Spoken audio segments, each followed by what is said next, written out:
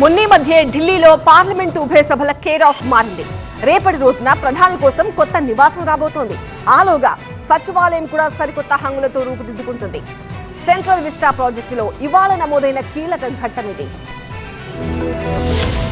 కేంద్ర మంత్రిత్వ శాఖల నిర్వహణ కోసం ఢిల్లీలో కొత్త కార్యాలయం ఏర్పాటైంది. పేరు కర్తవ్య భవన్ 3. డబుల్ గ్లేజ్డ్ ఫేసింగ్లు, రూప్ టాప్ సోలార్ ప్యానెళ్లు, rain harvesting, ventilation, air conditioning, ఎటు చూసినా ఆధునిక హంగులే. 2 బేస్మెంట్లు, 7 అంతస్తులతో 1,50,000 చదరపు మీటర్ల విస్తీర్ణంలో నిర్మించిన ఈ భవనంలో హోం, విదేశాంగ వ్యవహారాలు, గ్రామీణాభివృద్ధి, సూక్ష్మ, చిన్న, మధ్య తరహా సంస్థలు, సిబ్బంది శిక్షణ విభాగం, పెట్రోలియం, సహజ వాయు మంత్రిత్వ శాఖల కార్యాలయాలు ఉండబోతున్నాయి. అద్భుతమైన మౌలిక సదుపాయాలతో నిర్మించిన ఈ భవనం ప్రధాని మోదీ చేతుల మీదుగా ప్రారంభమైంది.